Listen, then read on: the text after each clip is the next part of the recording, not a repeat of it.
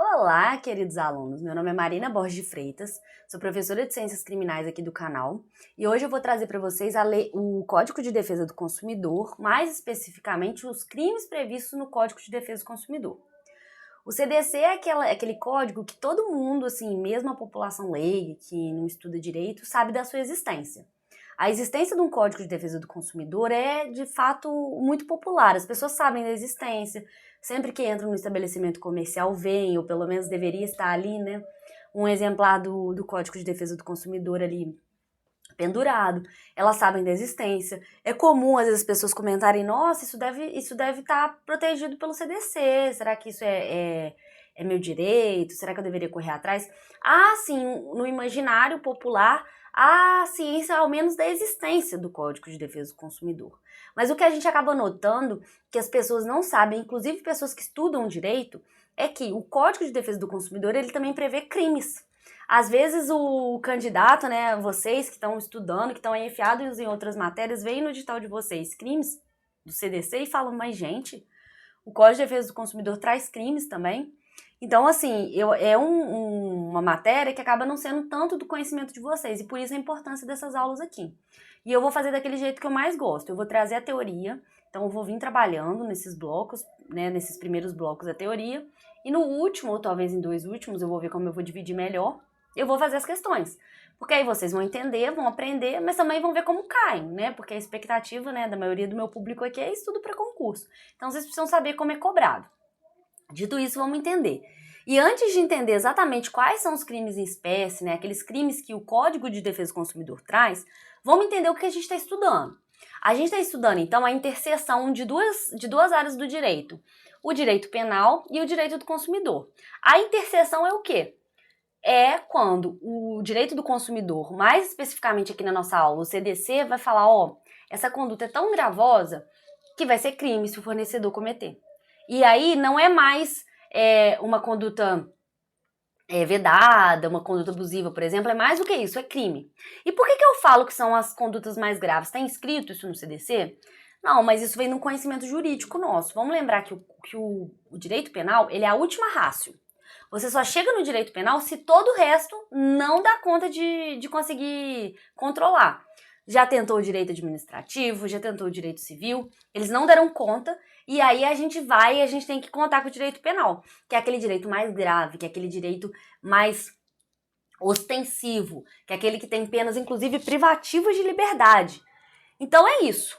Quando você fala em interseção do direito penal com o direito do consumidor, é o direito penal como uma estratégia, um instrumento de proteção do consumidor para aquelas condutas mais graves, né? E o artigo 61 do CDC fala, além dos crimes em espécie, que a gente vai estudar todos aqui nessas aulas, tem também aqueles crimes do Código Penal. Então, se uma relação de consumo tiver configurado ali um tipo penal do CDC, além desse crime, pode ter crimes também do Código Penal. Não afasta a aplicação do Código Penal, né? Eles são colocados em harmonia. O fundamento constitucional, não só desses crimes, mas de toda essa tutela, de toda essa proteção do consumidor, ela vem lá da Constituição Federal. A Constituição Federal, ela trata da importância da proteção do consumidor, em especial em dois dispositivos, né, do artigo 5º, inciso 32, e do artigo 170, inciso 5, que vai falar, ó, a importância da defesa do consumidor. O consumidor, dentro dessa relação de consumo, ou seja, o indivíduo, quando está sendo consumidor, ele é vulnerável nessa relação. E aqui a gente não está falando necessariamente de uma hipossuficiência econômica, por exemplo, não é nada disso. Ou de uma hipossuficiência de conhecimento técnico, por exemplo, não é isso. Uma pessoa multimilionária, muito rica, pode estar numa relação de consumo e, enquanto consumidor, ela é vulnerável. Ela pode não ser hipossuficiente, mas ela é vulnerável. Ela é vulnerável enquanto consumidor. Do mesmo modo que você pode ter um advogado especialista em direito do consumidor, sabe todos os regramentos ali, sabe todos os seus direitos. Ele, enquanto consumidor, é vulnerável nessa relação que ele merece tutela. Então, assim, a Constituição Federal, ela traz esse mandado de proteção, né? É como se ela dissesse, ó, o consumidor precisa ser protegido dentro da sua vulnerabilidade. E é isso que a gente vai estudar aqui agora. Lembrando que quem pode cometer essas figuras típicas que a gente vai trazer são os fornecedores. A gente vai entender quem é fornecedor dentro da relação de consumo. Quem é a vítima é o consumidor estrito sensu, mas também que a gente fala, né, do consumidor lato sensu, enquanto coletividade, enquanto as modalidades equiparadas. Vamos passar por tudo aqui. E o questionamento que fica é, há necessariamente uma proteção, há a necessidade da gente contar com o direito penal nas relações de consumo? Quem questiona, a parte da doutrina que critica, fala o seguinte, gente, direito penal é gravíssimo. Direito penal a gente está protegendo, a gente está colocando penas privativas de liberdade. É última ratio. Será que precisaria? Será que sanções administrativas, sanções cíveis não seriam suficientes? A gente ainda precisa criminalizar condutas? Então é esse o questionamento que fica. Ainda mais que os crimes previstos no CDC, eles são crimes de perigo abstrato. O que são crimes de perigo abstrato? Gente, isso daria uma aula inteira. Eu poderia fazer um bloco só para diferenciar o que é crime de perigo o que é crime de dano, crime de perigo concreto e crime de perigo abstrato. Se vocês quiserem, eu vou adorar, porque eu acho que é um conteúdo muito importante. Não só para todas as leis, você entender o que é um crime de dano, um crime de perigo abstrato, é muito importante. Tanto que toda aula que eu venho aqui falar, eu menciono isso. É um crime de dano, é um crime de perigo. Só que eu não teve uma aula só para isso. Eu quero saber o interesse de vocês. Tendo, eu venho aqui trazer essa diferenciação, que eu acho muito interessante mesmo. Mas enfim, mas eu também não posso passar batido. Então eu vou explicar para vocês entenderem por que reside a crítica. Não é só necessariamente nos crimes do CDC, mas há uma parcela muito significativa da doutrina que fala como assim a gente ter crime de perigo abstrato. E eu vou explicar o que é isso. O que é um crime de dano? Um exemplo claro, que não tem dúvida, homicídio. Homicídio é um crime de dano. Quando que eu cometo o homicídio, né? Quando eu mato alguém, o dano é tirar a vida de alguém. Fácil. Quando que eu tenho crime de homicídio consumado? Quando eu tenho dano. No caso, ele protege um bem jurídico, a vida. Quando eu tiro a vida de alguém, consumou o crime de homicídio, crime de dano. Tem um dano. O crime de perigo tem dois tipos, perigo concreto e perigo abstrato. Vamos no perigo concreto primeiro, que a gente dá o exemplo clássico do incêndio. O incêndio é um crime de perigo concreto. O que quer dizer isso? Se eu colocar fogo na minha casa, por exemplo, né, dolosamente, eu coloquei fogo, não na minha casa, vamos colocar um exemplo mais claro. Eu tinha muito lixo, muito papel, e eu queria desfazer dos papéis todos. Aí eu fui pra minha área lá na minha casa e coloquei fogo naquele montinho de papel, pequenininho, um montinho de papel. Eu coloquei fogo. Em tese, eu tô dentro do crime de perigo de incêndio. Mas por que eu não tô cometendo a conduta típica? A conduta típica do crime de incêndio, ela exige o quê? Um perigo concreto. A minha conduta de colocar fogo ali colocou algum bem jurídico em perigo de fato? Eu ameacei alguém de algum perigo, de lesionar alguém, de matar alguém? Aquele incêndio ali pequenininho na minha área, que rapidinho a gente apaga. Teve um perigo concreto? Então, eu tô dentro da conduta típica, eu coloquei fogo ali, só que eu não vou a minha conduta não tem tipicidade porque é um crime de perigo concreto. Exige-se que, de fato, eu tenha colocado algum bem jurídico em perigo. Eu preciso ter causado dano? Com o meu incêndio, eu preciso matar alguém, eu preciso lesionar alguém? Não.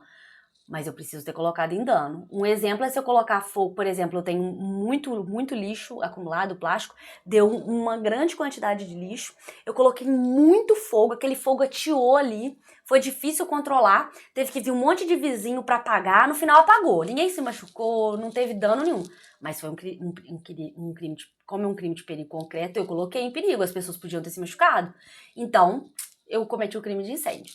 O crime de perigo abstrato, ele não exige dano, ele não exige um perigo concreto. Ele simplesmente exige que se coloque em prática ali aquela conduta.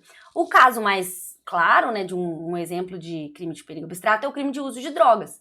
Eu posso não ter causado dano à saúde pública, nem à minha própria saúde. Eu posso não ter colocado nem em perigo, a quantidade foi muito pequena, enfim.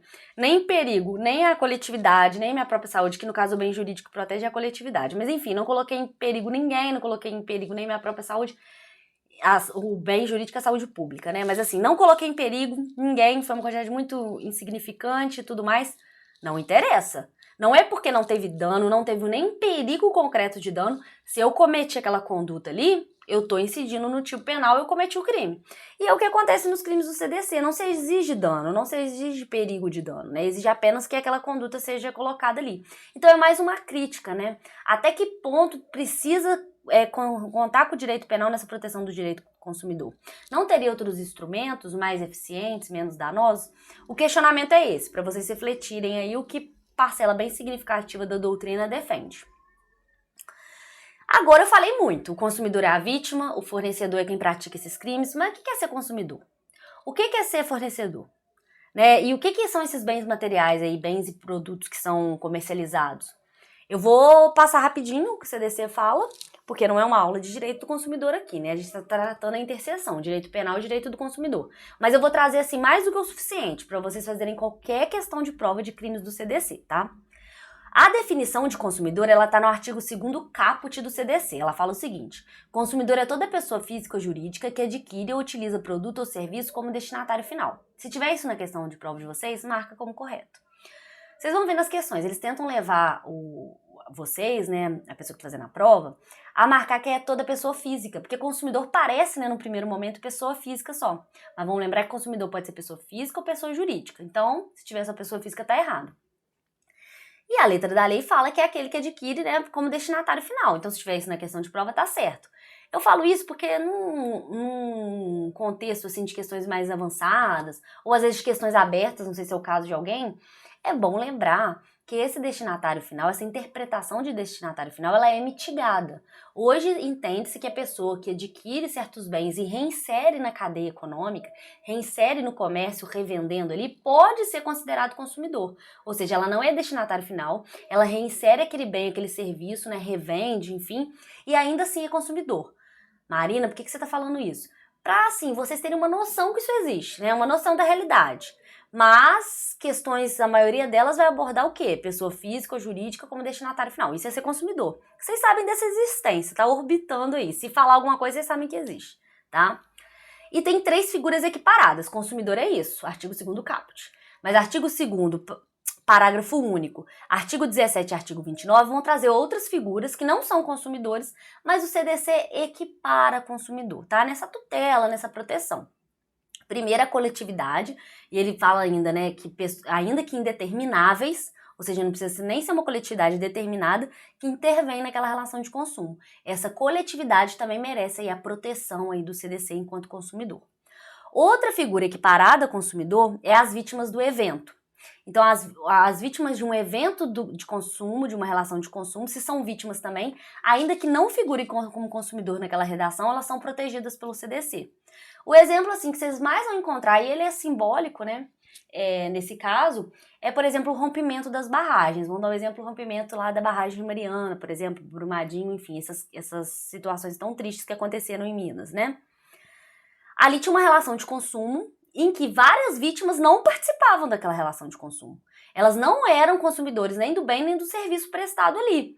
E ainda assim elas tiveram suas casas destruídas, muitas, né, infelizmente tiveram perdas de pessoas, da família. Elas vão ter toda a proteção do direito do consumidor, do CDC, mesmo não sendo consumidores, mesmo não sendo, no caso, pessoas físicas que adquirem aquele produto, que adquirem aquele serviço como destinatário final, tá? Elas são equiparadas, elas vão receber essa proteção. O artigo 29 vai equiparar a consumidor também as pessoas que são expostas às práticas comerciais. E isso é muito, assim, um exemplo muito desse artigo 29, dessa equiparação, são as propagandas publicitárias. Então, um anúncio, por exemplo, de um suplemento alimentar, é consumidor, todo mundo que adquiriu aquele suplemento alimentar e teve um problema X lá com o suplemento, todo mundo vai ter aquela tutela enquanto consumidor, e todas as pessoas que foram submetidas ali àquela propaganda, que tiveram interesse de comprar, que procuraram saber, enfim, elas também vão ter essa tutela, essa proteção enquanto consumidor, tá? Então, são figuras que não são consumidores, mas são equiparados a consumidor nessa proteção. E quem é fornecedor? Não é só pessoa jurídica. Na prova de vocês vai aparecer, e quem não teve aula aqui comigo vai marcar, pode ser que marque errado. Aluno meu sabe, fornecedor é pessoa jurídica e pessoa física, e inclusive ente despersonalizado. No direito a gente tem alguns exemplos aí, principalmente quando a gente estuda, né, direito administrativo, enfim, outras esferas, que há alguns entes despersonalizados, ou seja, alguns entes que não têm personalidade. Não são pessoas físicas e nem têm personalidades jurídicas. Ainda assim, eles podem configurar como fornecedores. Tenha isso em mente, porque se aparecer na questão de vocês, inclusive mais em questões de direito do consumidor, mas para a gente entender os crimes se mostra interessante, que é fornecedor pessoa física, pessoa jurídica e inclusive entes despersonalizados. Pessoas de direito público e direito privado, pessoas privadas e pessoas públicas. Então a administração pública, ela pode sim, muitas vezes nos seus entes, nas suas pessoas jurídicas de direito público que ela tem, pode, inclusive, configurar como fornecedores. E os seus consumidores vão ter essa proteção do CDC, tá? E aí, todo mundo é fornecedor. aquele que fornece propriamente dito, aquele que produz, aquele que monta, aquele que vende, aquele que transforma, importa, presta serviço. Fornecedor é esse outro lado. Consumidor sou eu, enquanto adquiro um bem, adquiro um serviço. Fornecedor é toda aquela outro lado ali da relação que vai fornecer aquele bem, que vai fornecer aquele produto. Pode ser o vendedor direto, pode ser a pessoa, né, que só comercializa, pode ser a pessoa que só distribui, a que produz de fato, a que importa lá de fora. Todo mundo é fornecedor. Todo mundo está nessa cadeia aí do consumo e por isso pode ser o quê? Sujeito ativo dos crimes que a gente vai estudar aqui nessas aulas, tá? Produto é qualquer bem, seja ele móvel, imóvel, material ou imaterial. Eu acho que bem e material às vezes confunde um pouquinho a gente com serviço, mas é fácil ao mesmo tempo, né? Produto é bem. Qualquer bem, mas tem que ser bem, tá?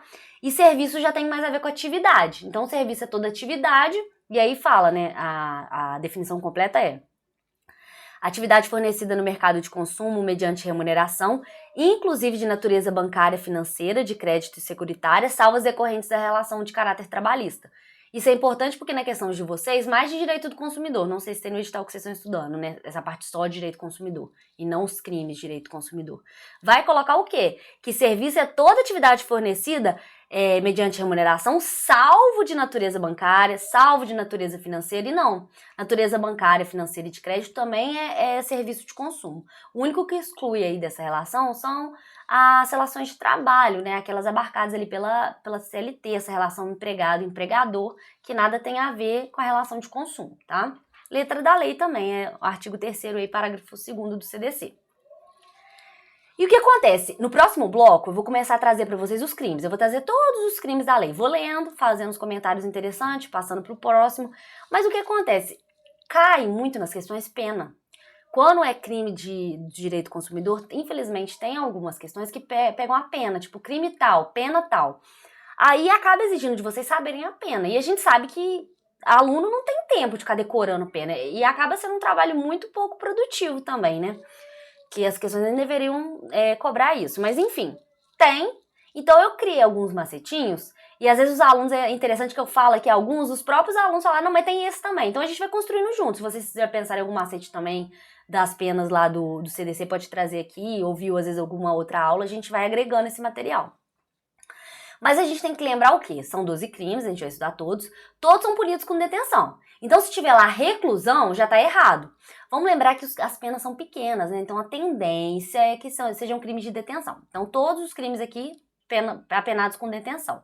A pena máxima nunca é superior a 2 anos, tá? Porque são todos... Então, isso quer dizer o quê? Que são todos crimes de menor potencial ofensivo. O que isso quer dizer? Que todos podem ser julgados aonde? Nos juizados especiais. Então isso já mata algumas questões. Falar que crime X do CDC não tem competência do juizado especial, então não vai ser julgado ali, tá errado, porque todos os crimes, sem exceção, a pena máxima não é superior, né? É igual ou inferior a 2 anos. Então todos cabem ali no juizado especial, tá? Todos trazem a combinação de multa. Vamos lembrar da crítica, se critica se precisa mesmo do direito penal nas relações de consumo, porque às vezes só multa já seria o suficiente. Então todos vão ter pena de multa também. Dentro dessa perspectiva de crime de direito do consumidor, tem a pena, né, privativa de liberdade ou multa. Então vai ter tananã, né, detenção de tanto a tanto e multa, né? Então todos vão ter ou alternativamente, né, aplicação da pena de privativa ou multa, e aqueles que é cumulativamente, né, a pena privativa de liberdade e multa. Então a multa vai aparecer. Se na questão de você não decorou a pena, mas estava reclusão, tá errado. Não aparece multa, tá errado. Aparece uma infração que não é de menor potencial ofensivo, tá errado. Só tem 2 crimes na modalidade culposa, né? Que são os crimes que eu trouxe aí, do 63 e do 66, ambos, 63 parágrafo 2º, 66 parágrafo 2º, só que o macetinho melhor, aparece a palavra omitir. No CDC, se você meter um Ctrl F lá, você vai ver, só tem 2 palavras omitir, tá? Que é no 63 parágrafo 2º e no 66 parágrafo 2º. Nas duas, são crimes que têm a modalidade culposa.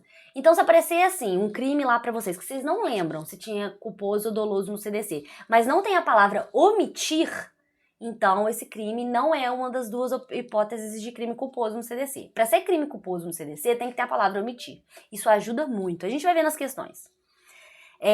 Todos não, mas há crimes ali que são passíveis, né, Vou recapitular para ficar melhor. Todos os crimes, né, nem todos dos juizados especiais são passíveis da suspensão condicional do processo, que é aí uma medida despenalizadora e desencarceradora do juizado especial. O juizado especial também tem bastante coisa interessante, quem sabe aí na próxima lei. Vamos votando aí no que vocês querem que eu vou trazer para vocês. Mas enfim, nem todos os crimes do juizado especial cabem, né, suspensão condicional do processo, não é isso? Mas todos os crimes que têm pena mínima inferior a 1 ano, cabe suspensão condicional do processo. O que acontece no CDC? Todos os crimes têm pena mínima inferior a 1 ano, então todos cabem suspensão condicional do processo. Se aparecer que tem uma hipótese de crime que não cabe, suspensão condicional do processo tá errado, todos vão caber. E se aparecer lá uma pena mínima superior a 1 ano, tá errado. Todas as penas são inferiores a 1 ano, a gente vai ver, tá? E todos são crimes de ação penal pública incondicionada. Isso quer dizer que todos os crimes do CDC, eles se iniciam aí com a denúncia, né? Não são crimes de ação penal privada, e sim todos a ação penal pública, são todos de ação penal pública. Inclusive incondicionada representação. Então não precisa da representação do ofendido no caso do consumidor, né? E com isso eu encerro esse primeiro bloco. A gente viu uma parte mais geral, mas muito importante, principalmente esses macetes aqui, né? Querendo ou não, ajudam muito nas questões de prova. Eu vou seguir os próximos blocos com vocês, trabalhando todos os crimes em espécie, e depois a gente faz questões juntos, tá bom? Um forte abraço e espero vocês, viu?